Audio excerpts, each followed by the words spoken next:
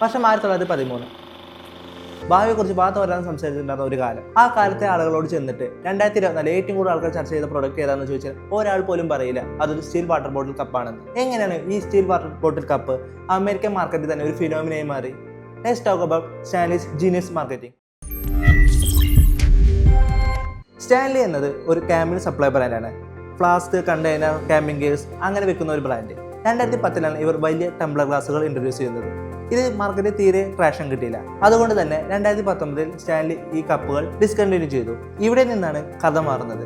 The by guide എന്ന social media team ഇവരുടെ social media account വഴി ഈ പ്രോഡക്റ്റ് പ്രൊമോട്ട് ചെയ്യാൻ വേണ്ടി സ്റ്റാൻലി വന്ന് അപ്രോച്ച് ചെയ്യുന്നു. ബൈ ഗൈഡിലെ ഒരു അംഗമായ ആശ്ലിക്ക് ഈ കപ്പിനോട് വളരെ ഇഷ്ടമായിരുന്നു. വളരെ ഇഷ്ടമായതുകൊണ്ട് തന്നെ ഇത് അവരുടെ ടീമിലുള്ളവർക്കും ബന്ധുക്കാർക്കും ഇത് ഗിഫ്റ്റായി കൊടുത്തിട്ടുണ്ടായിരുന്നു. ഈ 2019 ഈ ടംബ്ലർ ഗ്ലാസുകൾ ഡിസ്കണ്ടിന്യൂ ചെയ്തത് ആശ്ലിക്ക് വളരെ ഷോക്കായിരുന്നു. ഈ പ്രോഡക്റ്റിന് ഹ്യൂജ് പൊട്ടൻഷ്യൽ മനസ്സിലാക്കി ഇവർ സ്റ്റാൻലിയെ അപ്രോച്ച് ചെയ്യുന്നു. സ്റ്റാൻലിയുമായി ചർച്ച ചെയ്യുന്നു. സ്റ്റാൻലി ചെയ്യുന്ന മാർക്കറ്റിംഗിലെ മിസ്റ്റേക്സിനെ കുറിച്ച് അവർ പറഞ്ഞു മനസ്സിലാക്കുന്നു. ഇതിന്റെ ഭാഗമായി ബൈ ഗൈഡ് അവർ സോഷ്യൽ മീഡിയ വഴി മാർക്കറ്റ് ചെയ്യാൻ തുടങ്ങി.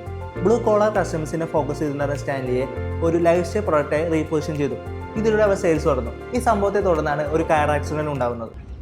Everybody is so concerned about if the Stanley spills. But what about if it melts? It was in a fire yesterday. It still has ice in it. ഈ സംഭവത്തെ തുടർന്നാണ് Stanley ഒരു reaction video ചെയ്യുന്നത്. You're safe. I've seen a lot of comments that we should send you some Stanleys. Well, we're going to send you some Stanleys.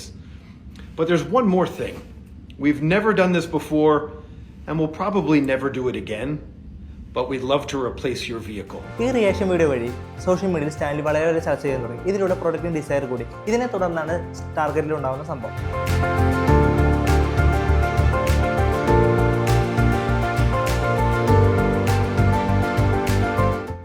We have y'all on video, right? Stealing the Stanley Cups from the Ace Hardware here, and then y'all go to the Ace Hardware over here.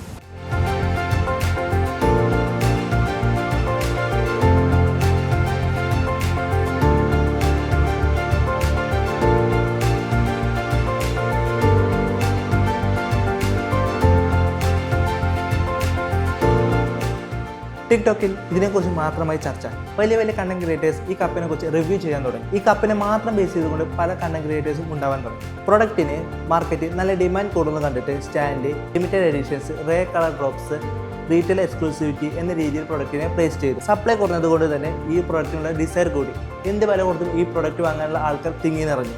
ഇതിലൂടെ Stanley ഒരു premium ബ്രാൻഡായി മാറി. ഇതിൽ നിന്ന് എന്ത് മനസ്സിലാക്കാം? ഒരു പ്രൊഡക്റ്റിന് value കൂടുന്നത് അതിന്റെ ഡിസൈനിലോ ഫീച്ചറിലോ കളറിലോ ഒന്നുമല്ല, അതിനെ ഫോളോ ചെയ്യുന്ന കമ്മ്യൂണിറ്റിയുടെ പെർസെപ്ഷനിലാണ്.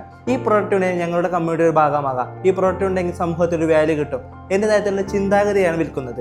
ഇതിലൂടെയാണ് ഈ ഓരോ ബ്രാൻഡും അതിന്റെ വാല്യൂ കണ്ടുപിടിക്കുന്നത്. ഇങ്ങനെയായിരിക്കണം ഓരോ ബ്രാൻഡും ചിന്തിക്കാൻ. അവർ വിൽക്കുന്ന പ്രൊഡക്റ്റിനേക്കാൾ കൂടുതൽ അവരുടെ പ്രൊഡക്റ്റ് നൽകുന്ന വാല്യൂ ആയിരിക്കണം പ്രൈമറി ഫോക്കസ്. ഇതിലൂടെ ലോങ് ടൈം ലോയൽ കസ്റ്റമേഴ്സ് രൂപപ്പെടാൻ സഹായിക്കും. ഇതുപോലെയുള്ള മാർക്കറ്റിംഗ്, ഡിസൈനിങ് കണ്ടന്റുകൾക്കായിട്ട് സബ്സ്ക്രൈബ് ചെയ്യും.